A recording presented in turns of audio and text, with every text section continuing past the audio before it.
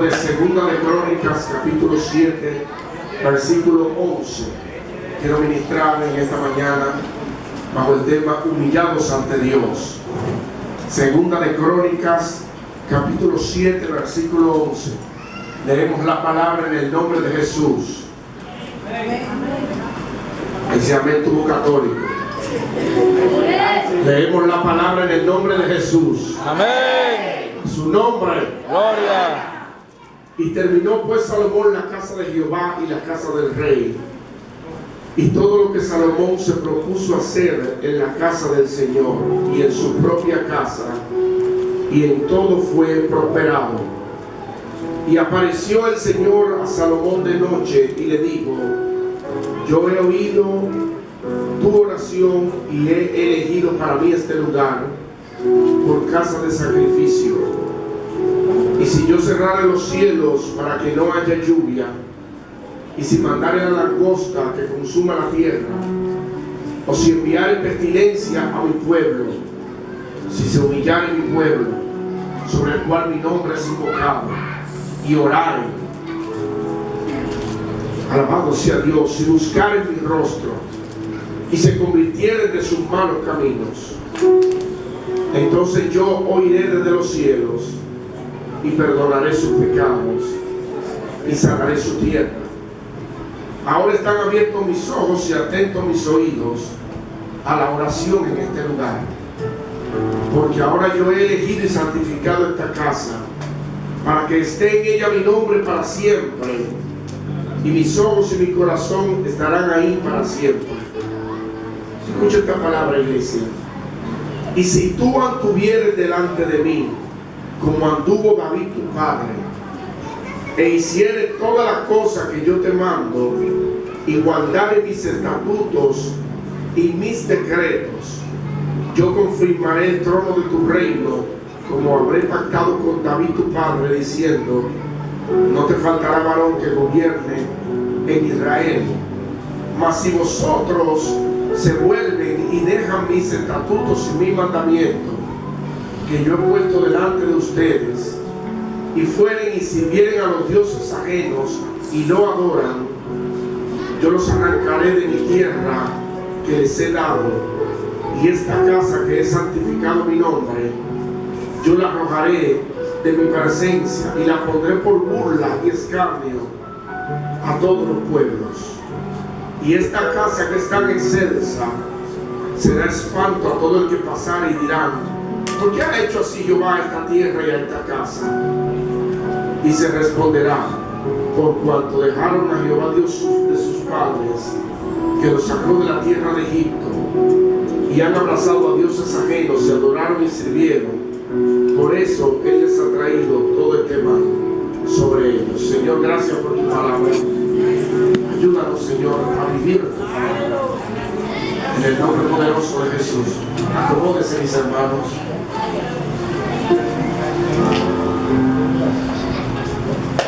El Señor bendiga a la iglesia. Su nombre. Humillados ante Dios. Voy a aprovechar el tiempo porque el Señor se ha movido maravillosamente en la adoración y quiero ser prudente. Y cuando además Dios se mueve, no hay que hablar tanto. Dígale al que está a su lado: si Dios se mueve, no hay que hablar tanto. Hay predicadores que predican larguísimo. Mis hermanos, si Dios se movió, esté tranquilo y siga adorando a Dios. Él es el importante. Él es el único importante aquí en nuestras reuniones.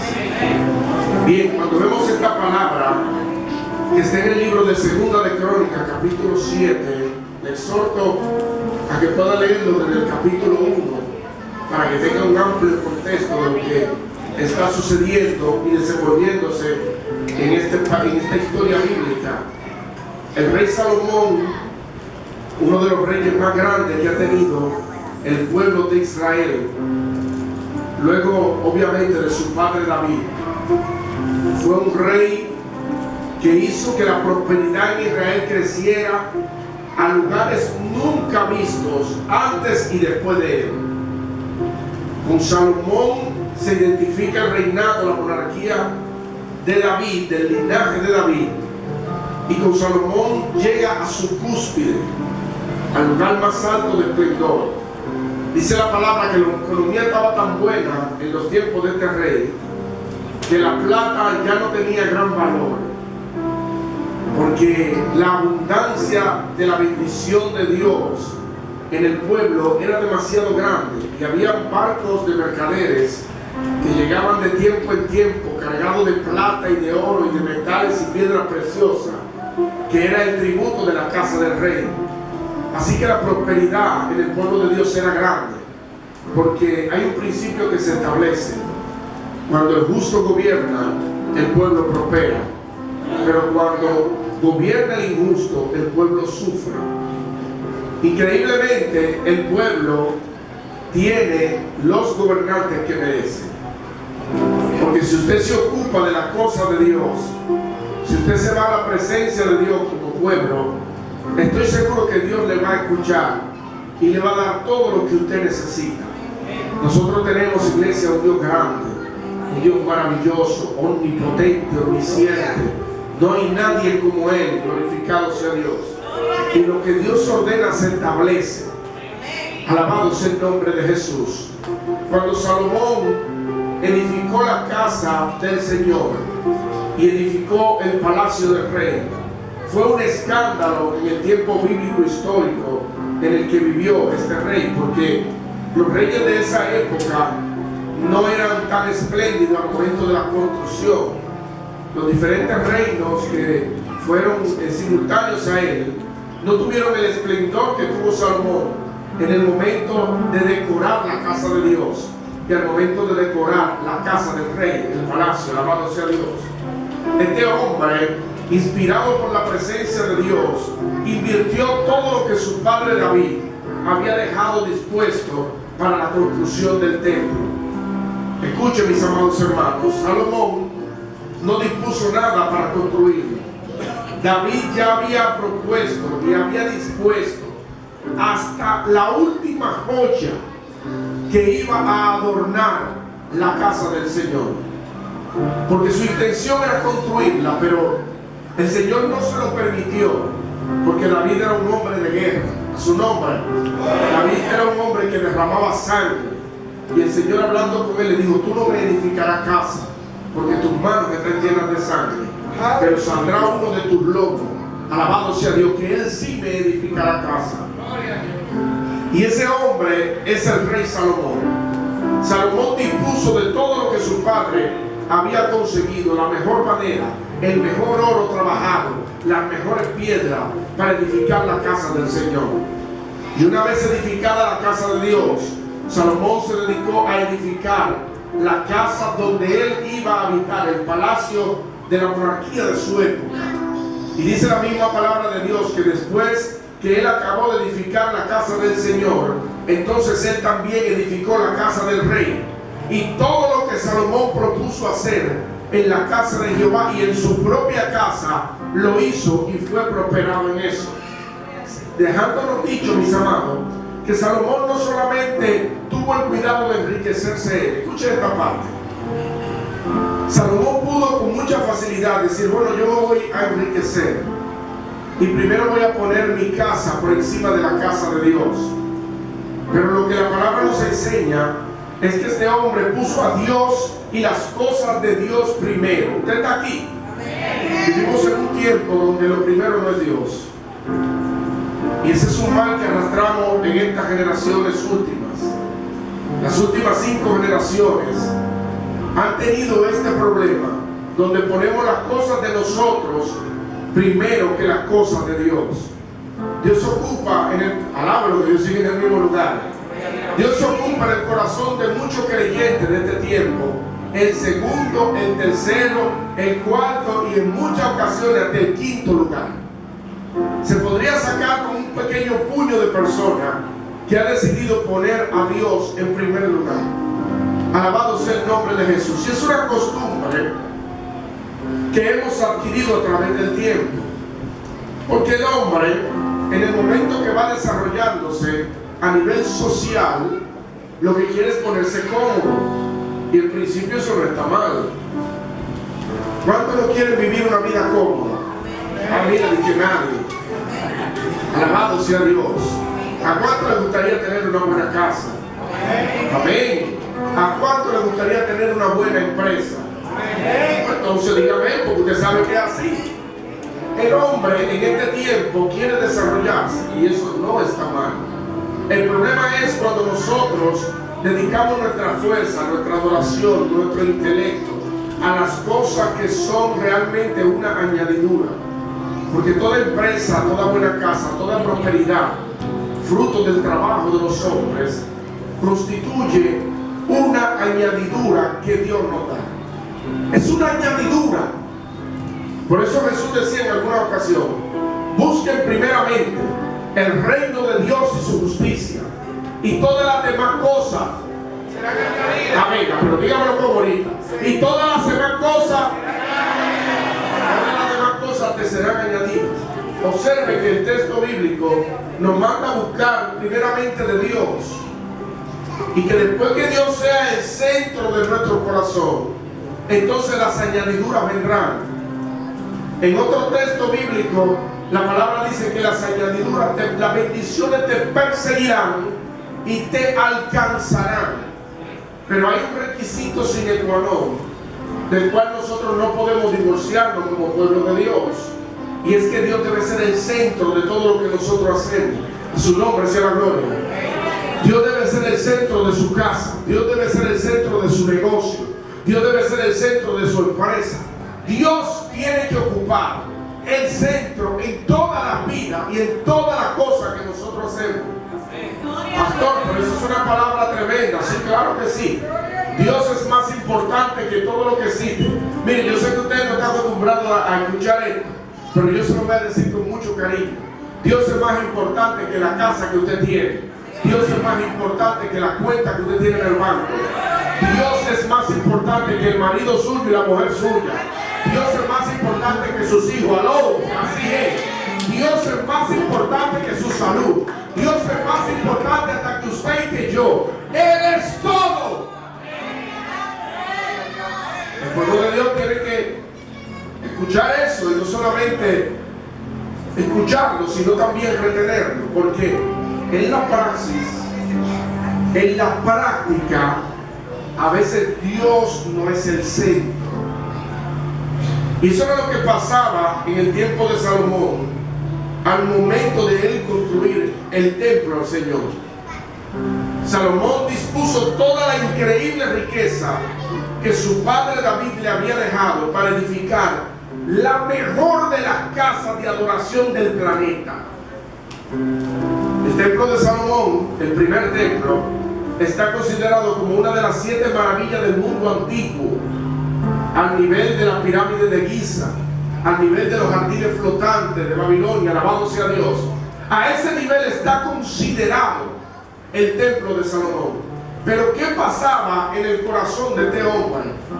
Porque indefectiblemente, por más oro que yo le meta a este templo, por más cosa cara que yo ponga en este altar, por más cosa fina, delicada, ultra fina que nosotros traigamos a la iglesia, si no tenemos el corazón y la actitud apropiada, Dios no se agrada de nuestra ofrenda.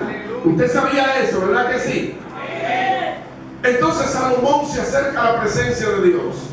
Después que construye esta casa maravillosa, después que construye algo increíble, un palacio envidiable, dice la misma palabra que vinieron reyes de diferentes reinos que eran aliados del pueblo de Israel en esa época, y cuando veían la casa del rey y veían la casa del Señor, estas dos edificaciones se quedaban asombrados, porque era un lujo increíble. Alabado sea Dios. El historiador Claudio Josefo, cuando habló del templo, dice que era una de las maravillas más grandes que se había creado, y que al momento de ser destruido por los romanos fue la lágrima mayor en todo el planeta. Para él fue un desastre la destrucción de este lugar. Glorificado sea Dios. Entonces Salomón se acerca con esta ofrenda, porque las cosas que nosotros hacemos para Dios son una ofrenda. Porque las ofrendas no solamente son plata, no solamente son dinero. Las ofrendas las constituyen las construcciones que hacemos. El uso de nuestro talento en la iglesia es una ofrenda de adoración a Dios. Así que Salomón se acerca con esta ofrenda al Señor, sin observar mucho su corazón. Escuche, preste atención. Salomón se acerca para llenarle los ojos a Dios por lo que Él ha creado, no temperando el estado espiritual en el que Él mismo estaba, y estaba todo el pueblo de Israel de su época, y estaba la corte del rey. Él simplemente decía: he construido algo que mi padre David no pudo construir. Dios se ha placido en que yo lo haga. Se ha terminado la obra. Es momento de presentárselo al Señor. En el corazón de Salomón lo más importante es este templo. Por eso dice la palabra que él entra con una liturgia. Y hay personas que cuando se acercan a Dios, se acercan litúrgicamente. Y si usted se va unos capítulos anteriores, a partir del 5 o 6, usted se va a encontrar una de las oraciones más largas que tiene la palabra de Dios. Es la oración de la dedicación del templo. Dice la palabra que él se acercó, y en el momento que Salomón entró a la casa del Señor, una nube, la Shekinah de Jehová, llenó todo aquel lugar. La Shekinah constituye la presencia visible, material de Dios. Cuando Dios se manifiesta de una manera que todo ojo tiene que ver que Él está en ese lugar. Así que Salomón se levanta en el estrado y empieza a darle gracias a Dios por lo bueno que Él ha sido. Escuche esto. Y empieza su discurso hablando de su genealogía. Y le dice: Señor, gracias porque tú llamaste a David, mi padre, de la casa de Isaí, alabado sea Dios, de trabajar con las ovejas. Y tú le ungiste como rey de Israel. Y de él tú me has levantado a mí para que te levante templo. Porque mi padre tenía las manos manchadas de sangre. Pero yo me tú he encontrado, alabado sea Dios, en tus ojos complacencia. Por lo tanto, he acabado esta obra. Y el rey sigue hablando, glorificado sea Dios. Y empieza a decir: tú oirás desde los cielos, desde el lugar de tu morada, y tú perdonarás y darás a cada uno conforme a su camino, habiendo conocido su corazón, porque solo tú conoces el corazón de los hijos de los hombres. Ciertamente, mis hermanos, Dios conoce la intención con la que hacemos las cosas. Independientemente de la máscara que queramos usar, Dios sabe lo que hay en nuestros corazones. Dios sabe cuando nuestra adoración es simple. Dios sabe cuando nuestra adoración es de agradecimiento. Cuando lo que hacemos lo hacemos para ocultar algo. Dios lo sabe. Porque a Dios nadie puede ocultarle nada. Él escudriña lo profundo del corazón de los hombres y las mujeres. Nada está oculto ante Él. Y Salomón seguía diciendo: también si el extranjero viniere a este lugar y viene de lejana tierra a causa de la fama de tu nombre y de tu poderosa mano y de tu brazo sincero, y si se inclinare y orare hacia esta casa, tú oirás desde los cielos y perdonarás su pecado. Y sigue diciendo el rey: y si tu pueblo saliere a la guerra contra sus enemigos por el camino, Señor, y si ellos oraren hacia esta ciudad que tú elegiste, hasta esta casa que yo he edificado en tu nombre, tú oirás desde los cielos y perdonarás su pecado. Y el Señor empieza a seguir hablando. Salomón sigue hablando y dice: si ellos pecaren contra ti, porque no hay hombre que no peque. Hay personas que creen que no pueden servir a Dios porque llevan una vida que tal vez no le agrade tanto a su presencia y no estén tan de acuerdo con su palabra. Y muchas veces decimos: lo que yo he hecho, Dios no lo va a perdonar tan fácil. Y no entendemos la profundidad del perdón y de la gracia de Dios. Él sigue hablando y le dice: si ellos se volvieren a tierra de donde fueren llevados cautivos y se inclinaren hasta este santo lugar y si se convirtieren de su corazón y buscaren tu rostro, aún en su cautividad, tú oirás desde los cielos y perdonarás su pecado. Salomón, después de haber dedicado el templo con un gran etcétera, porque el discurso sigue y sigue y se extiende, glorificado sea Dios, hasta la parte infine del capítulo 7-10. Este hombre, después de haber dedicado una oración pidiendo la protección y la intervención de Dios tan grande, dice la palabra que entraron los adoradores, entraron los sacerdotes con cuerno de carnero, con shofar en la mano, y tocaron el shofar y decían: porque tú eres bueno y grande tu misericordia. Y tocaban los instrumentos, alabado sea Dios, en la Shekinah de Jehová, en la presencia de Dios. Salomón no escatimó economía para darle lo mejor a Dios. Independientemente de estos tiempos, cuando nos pesa darle a Dios. En los tiempos bíblicos la gente le daba a Dios hasta que el sacerdote decía: ya no me traiga más nada, ya es suficiente. Pero ahora Satanás ha tocado el corazón de mucha gente para ser tacaño con Dios. No encuentro otra palabra más fina, tengo que decírsela así. A su nombre. Y no entendemos que lo que tenemos viene de Él. Uno de los grandes engaños que el diablo le ha metido a la gente en su mente es entender que lo que tiene, lo tiene porque es inteligente, porque es trabajador, porque se supera. Y olvidamos que si somos inteligentes, si hemos adquirido conocimiento, si Dios nos ha fructificado, si nuestras manos han florecido, ha sido porque Dios ha abierto la ventana de los cielos a nuestro favor. Amén. Ciertamente el malagradecido no recibirá más de Dios, porque no podemos acercarnos a Dios con un corazón que no le agradece. Por eso Él decía que cuando alguien viniera al templo, escuchen mis amados, cuando alguien vaya a la casa del Señor, no se acerque con manos vacías, porque el ser humano puede darle cualquier cosa que Dios le pida. Si Dios le dice que le dé su tiempo, usted se lo va a dar. Si Dios le dice que le dé su talento, usted se lo va a dar. Pero hay algo que le duele en el corazón a los hombres, y es cuando Dios le toca la cartera. Ahí se va la comunión, se ve el espíritu, ya no se habla lengua. A su nombre. Porque Dios sabe que lo económico es de lo que nosotros dependemos para hacer todo en nuestra vida. Analízalo conmigo un momentito. La gente no ora al Señor cuando necesita hacer la compra de su casa. Usted simplemente va y con su cartero te resuelve.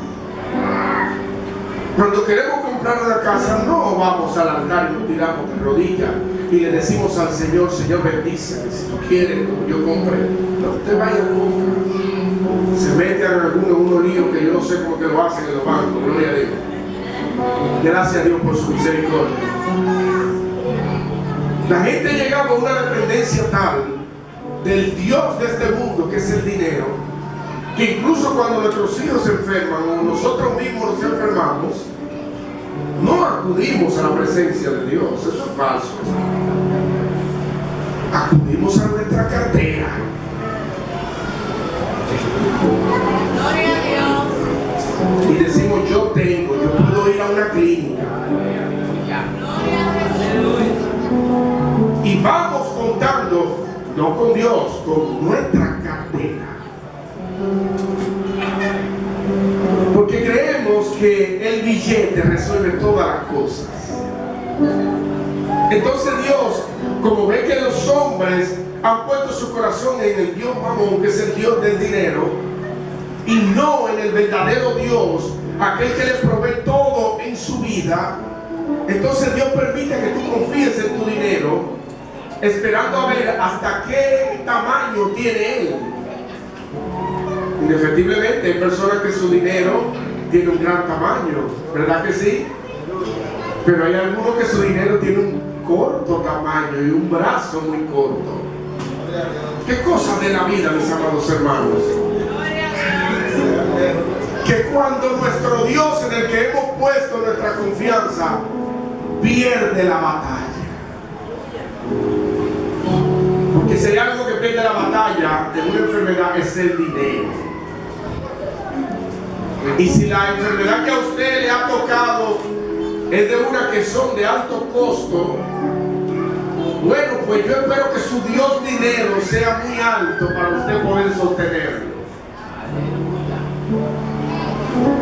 Conocí de una enfermedad de alto costo de una persona muy cercana a mi familia, que la cajita de la pastilla trae 30 cápsulas, 30 pastillas, y cuesta 980,000 pesos. Una pastilla diaria, estamos hablando que tiene que comprar una cajita todos los meses. 980,000 pesos mensuales. Es una persona brillante. Es una persona que tiene hijos. Es una buena persona. Tiene un corazón noble, pero ha puesto sus esperanzas en el Dios equivocado. En principio, la arrogancia del corazón de los hombres, sígame el hilo, la arrogancia de su corazón la llevó a decir: yo no necesito nada ni a nadie. Yo tengo una cuenta que la he trabajado con mi capacidad, con mi intelecto, porque es una persona summa cum laude de la universidad. Es una persona que ocupa un cargo público alto y logró amasar una buena fortuna, y ella decía: yo puedo resolver esto sin problemas. Bueno, pues como ella puede resolver, yo dejo que ella resuelva con su Dios. Al pasar de los meses, cada mes $1,000,000 de pesos. Bueno, usted tiene que ser hijo de Bill Gates para eso.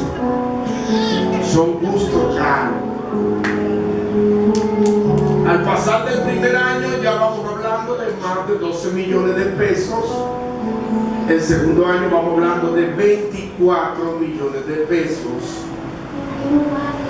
Cuando ya su Dios llegó a su límite, como también llega la tarjeta de crédito, los préstamos, cuando ya la puerta financiera se cierra, cuando el Dios mamón te ha alejado tanto de Dios que no te queda nada, y tienes una sentencia sobre tu cabeza que te dice: si no tomas el medicamento, partirás de esta tierra. Entonces sucede algo en el corazón de los hombres que a mí siempre me ha llamado la atención, y es que volvemos al origen. Sí, mis hermanos, tenemos la costumbre de volver al origen, y el origen de toda cosa es Dios.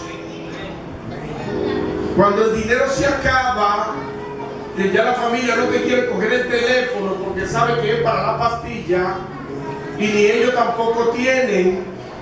Cuando los amiguitos tuyos que decían que eran más que tus hermanos ya no quieren recibirte, cuando estás en tu casa solo, quebrado, enfermo, entonces recuerda que tienes a alguien grande que gobierna los cielos y establece su voluntad en la tierra, al cual llamamos Dios y llamamos Jesús. Y es que Dios tiene esa forma de dejar que nuestra mente nos lleve hasta el lugar que ella quiera llevarnos. Alabado sea el nombre de Jesús. Y me habla a mí esto: ¿por qué la gente espera siempre el último momento para acercarse a Dios? Y la respuesta sigue siendo sencilla: porque Dios nunca fue el centro. Pastor, pero nos congregábamos en la iglesia y adorábamos a Dios, y nuestro talento era para Dios. Sí, pero Dios nunca fue tu centro. Estaba viviendo un momento litúrgico en tu vida donde recibiste un poco del toque de Dios, pero ya Dios dejó de ser el centro. Hace muchos años que no sientes la presencia de Dios. Hace muchos años que el afán del mundo, los oficios, el trabajo, el juidero, te ha alejado de la presencia de Dios. Y ahora con este problema, aquello en lo cual tú pusiste tu fuerza y tu esperanza, también te han dejado, y nos quedamos en un vacío existencial y pensamos: Bueno, pero ¿qué me queda en esta existencia? ¿Qué me queda? Pues nos queda lo que dice Salomón. Si alguien pecare contra ti, después de haber olvidado tu nombre y recordare en lo profundo del lodo que tú estás ahí, y se inclinare su rostro hacia esa ciudad santa, y se arrepintiere de sus malos pecados y de su torcido camino, tú oirás desde los cielos, perdonarás sus pecados y sanarás su tierra. Mi hermano, lo único que usted siempre ha tenido en la vida se llama Dios. Todo lo demás es efímero, es algo como humo en el viento, no tiene sentido. Es afán de la vida. Que hacer del día a día es lo único en lo que te has envuelto y te has olvidado de que tienes un Dios grande, poderoso, que gobierna. Así se acercó Salomón ante la presencia de Dios para dedicar el templo. Y el Señor, después de haber recibido este sacrificio, porque Él decía, no es suficiente la construcción de este templo. Escuche dónde llegaba la opulencia económica del rey. Dice la palabra en el 7:5, y ofreció Salomón el sacrificio 22,000 bueyes. ¿Usted sabe cuántos son 22,000 bueyes? Hay gente que no sabe con buey. 22,000 vacas. 22,000 cabezas de ganado en nuestro país. Nadie tiene un ganado de ese tamaño. Pero esto fue algo insuficiente. 120,000 ovejas agregó Salomón al sacrificio. Me imagino que este sacrificio tuvo que hacerse en un lugar abierto, amplio. Porque para usted matar y derramar la sangre de 22,000 bueyes y 120,000 ovejas, tiene que ser un campo grande. Imagínense la cantidad de sacerdotes que se emplearon para hacer ese sacrificio tan grande. Y después recuerde que debía ser quemado en la brasa. Cada uno de esos animales era un incendio que había en Israel. El humo no llegaba al cielo, no, llegaba a la estratosfera. Imagino que los ángeles dicen, si sube un poquito más vamos a mandar agua que va a ahogar a gente. Un increíble sacrificio económico. Y yo me imagino el rostro de los reyes que estaban ahí invitados a la ceremonia, viendo este derroche de dinero, decir, wow, pero ¿y qué rey es este tan rico, tan opulento? Oh, glorificado sea Dios. Piensa lo siguiente conmigo, mis amados hermanos. ¿Cuál usted cree que esperaba de los labios del Señor Salomón? ¿Qué esperaba Salomón del Señor? Porque para usted hacer un derroche tan grande como este, algo usted persigue. Generalmente los hombres, cuando sacan la cartera para darle a alguien o a algo o a la iglesia, algo espera acá. Es una costumbre pagana. Yo sé que hay mucha cara amarrada ahora, pero es una costumbre pagana acercarse a Dios con una ofrenda esperando algo de Él. Dios no es como los Baales, Dios no es como los demonios. A Baal se le ofrecía esperando algo a cambio, pero nuestro Dios es diferente. Él quiere que le ofrezcamos por agradecimiento, no para esperar nada. Quiere decir que si ofrecemos y Él nos bendice, bien, y si no nos bendice, pues también bien. Es una palabra explícita que está escrita en el libro de Job. Dice la palabra que este hombre, lleno de llagas y lleno de problemas, arruinado, con sus hijos asesinados, con sus propiedades perdidas, con su ganado perdido, solo en la vida, solamente con una mujer que no se sabe para qué Dios no se la llevó. Bueno, hay mujeres que Dios las tiene ahí, pero que Dios la tiene ahí. Y esta mujer se le acerca, escuche esto, Para que usted vea lo que es agradecer a Dios. Ella se acerca y le dice, pero todavía tú estás vivo. Maldice tu Dios y muerte. Y él la mira a ella con unos ojos intrigantes y le dice, como una mujer cualquiera has hablado. En buen dominicano, como una prostituta estás hablando. No he recibido yo el bien de Dios y ahora no voy a recibir también el mal. Sea bendito el nombre de Jehová Dios de nuestros ejércitos. Porque Job tenía un corazón agradecido, no por lo que Dios le había dado materialmente, sino que él le adoraba y le agradecía por lo que Dios era para él. Iglesia, yo le pregunto a usted, ¿qué es Dios para usted? ¿Se ha puesto usted a pensar eso? ¿Qué es Dios para mí? Y la respuesta no viene de sus labios, viene de su actitud para ese Dios. Porque si al Dios dinero le rendimos tributo ahorrando, al Dios de los cielos responderíamos esa pregunta: ¿cómo nos comportamos en la fe? ¿Cómo se comporta usted en la fe, mis amados hermanos? ¿Cómo yo me comporto? ¿Se ha puesto a pensar usted esto? ¿Lo que yo hago agrada al Señor? La forma como trato, el llamado que tengo, ¿le es agradable a Dios?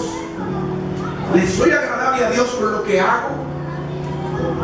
¿O lo que hago lo hago para mi propia satisfacción? Esta era la pregunta que estaba en la cabeza de Salomón.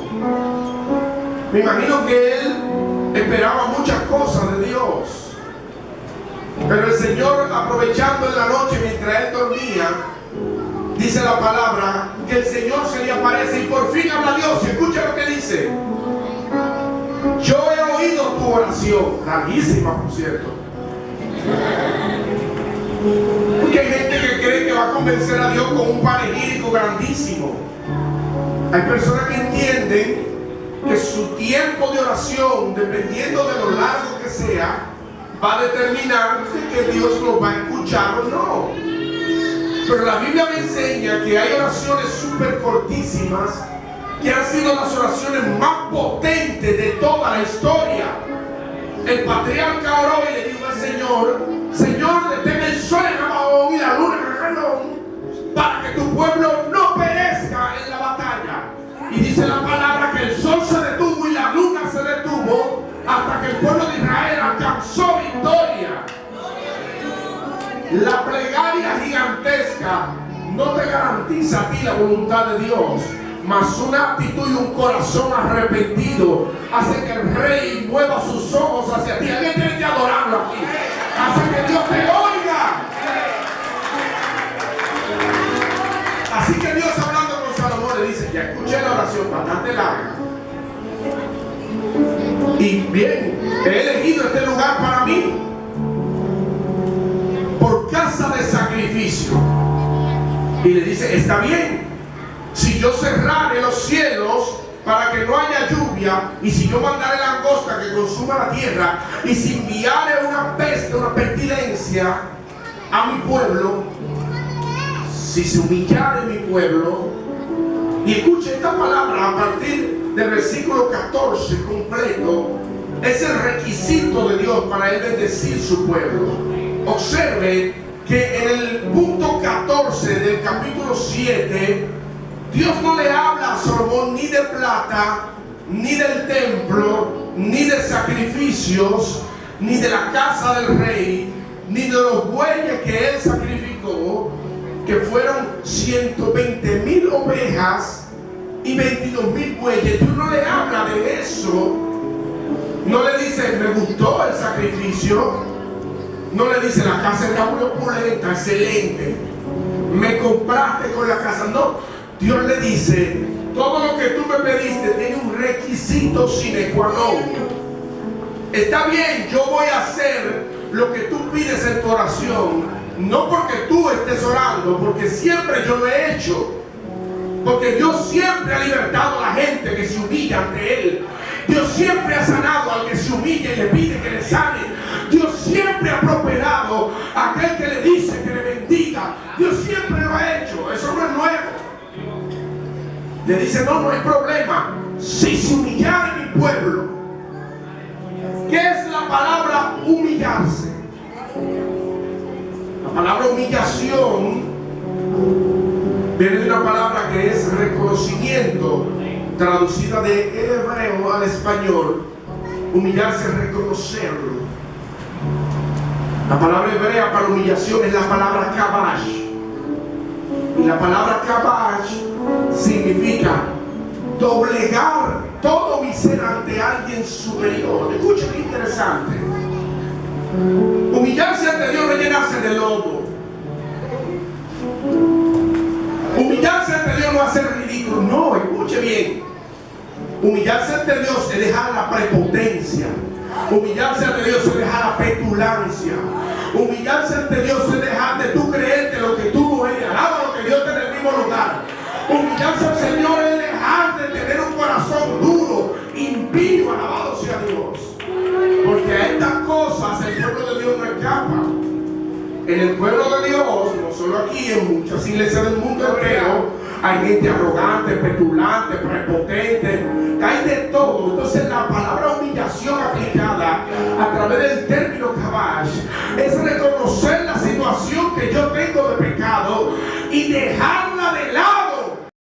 Este renglón de accionar pecaminoso es un renglón que la gente abraza. Escuchen, mis amados, hay pecados que la gente le sale corriendo, pero hay demonios que usted lo abraza, que usted lo añoña, que usted lo mantiene, que usted no quiere que se le vayan del lado.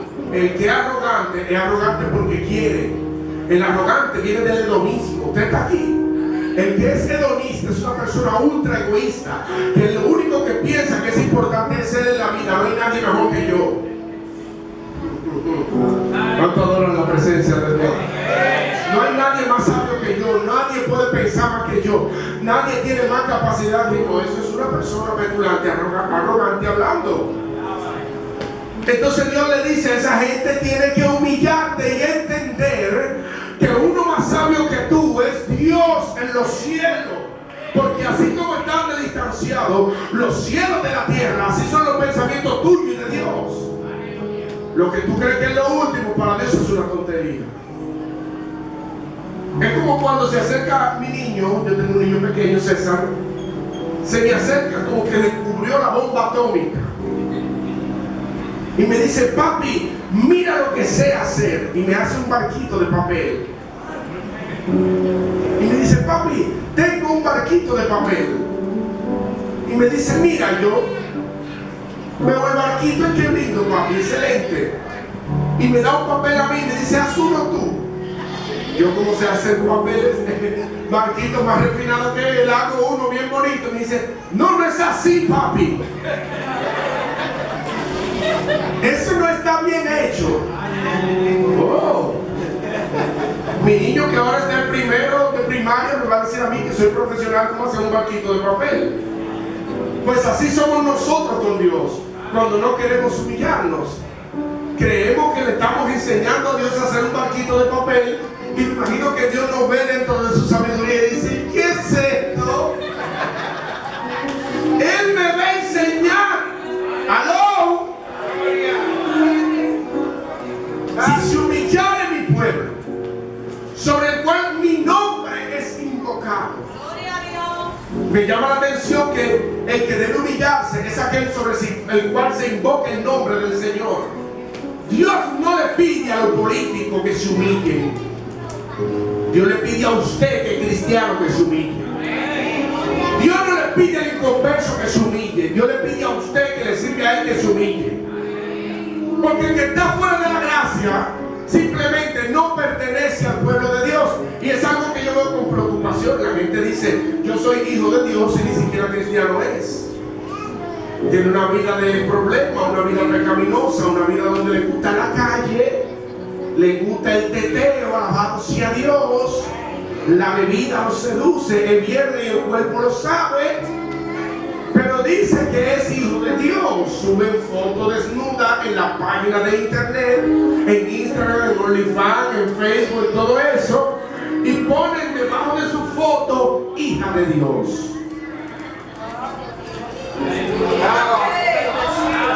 No son hijos de Dios, son criaturas del mundo, esclavos del pecado, y tienen un señor que se llama Satanás. La palabra dice que cambiamos de dueño cuando la sangre viene sobre nosotros.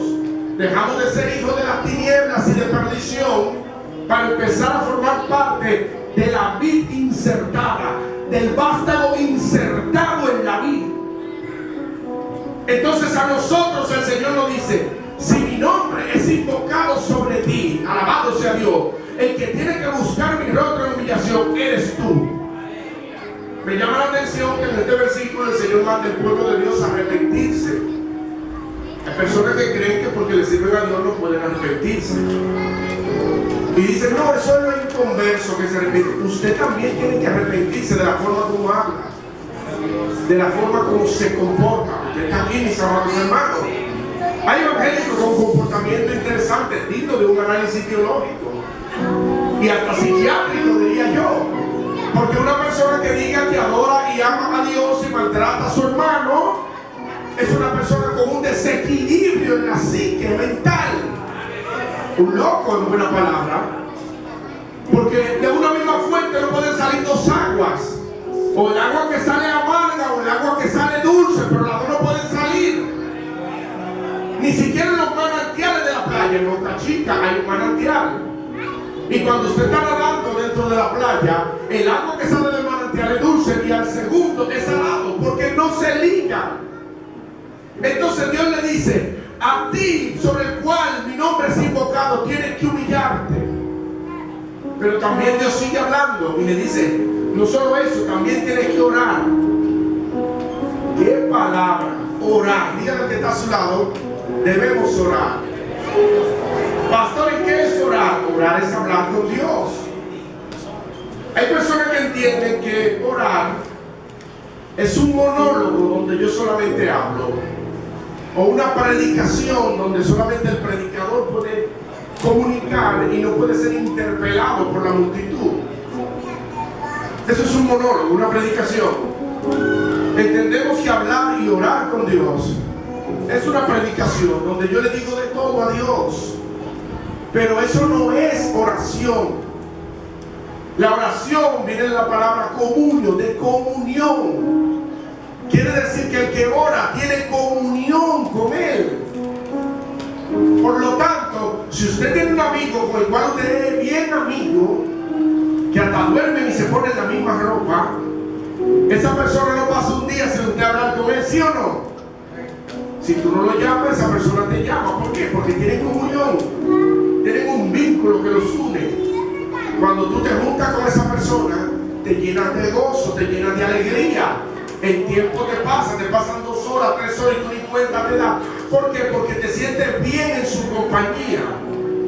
El pueblo de Dios no sabe orar, porque cuando la gente se tira de rodillas, como no tiene comunión, como no tiene algo en común con Dios, es aburrido.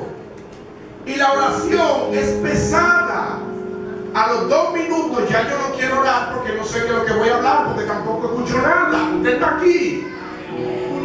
Para tener comunión con Dios tenemos que encontrar un punto en el cual los dos estemos de acuerdo. Dios le está diciendo al pueblo de Israel: si se humillare mi pueblo sobre el cual mi nombre es invocado y oraren, si encontraremos en la oración algo que nos una, algo sobre lo cual podamos hablar, las cosas van a cambiar.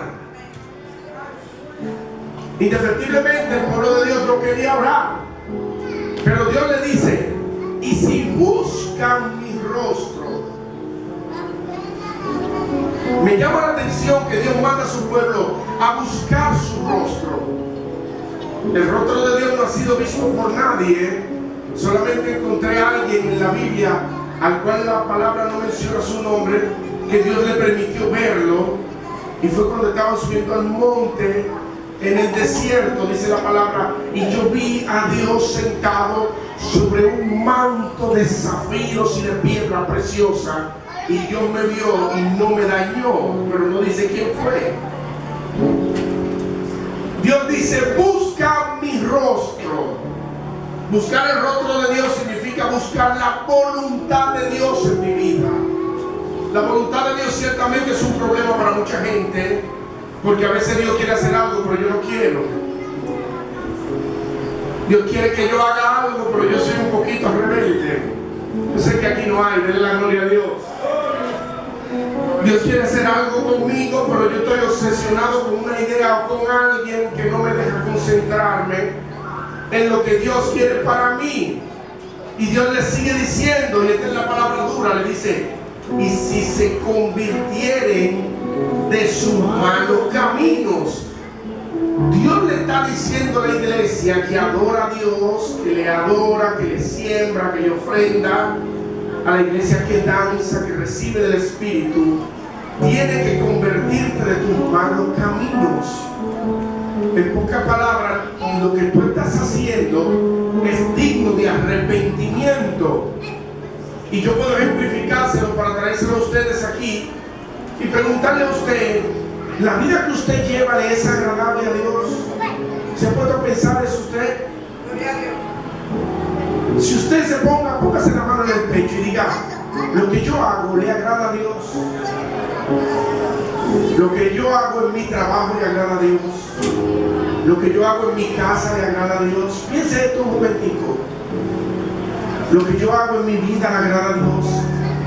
La forma de yo llevar comunión con Él le agrada, le es agradable a Dios. Le saco el tiempo que Dios merece. ¿Le rindo a Dios mi adoración correctamente o es una batalla conmigo? Tengo un pastor amigo que él lo ejemplifica de una forma magistral. Y yo quiero que usted piense ahora en este momento, todo el que está aquí piense lo siguiente. Imagínese que usted es pastor de una iglesia. A su nombre, ¿qué es lo que usted es? Imagínese que todo el que está aquí es pastor de una iglesia. Cierre sus ojitos, piénselo un momentico. No ande diciendo que no, que después Dios te mete en un problema. Cierre sus ojitos, mis amores, y piense esto conmigo. Imagínese que usted es pastor o pastora de una iglesia y diga, yo soy pastor, dígalo conmigo, yo soy pastor. ¿Te gustaría tener 100 miembros como tú en tu iglesia? Piénsalo otra vez. En esa iglesia que yo pastoreo, me gustaría tener 100 personas como yo, exactamente como yo, que hablen, se comporten y sean como yo soy. Si usted se siente complacido con la respuesta, felicidades, pero si hay preocupación en su mente, quiere decir que hay algo que hay que redimir y de que arrepentirnos, ¿verdad que sí? Denle un aplauso fuerte a Dios.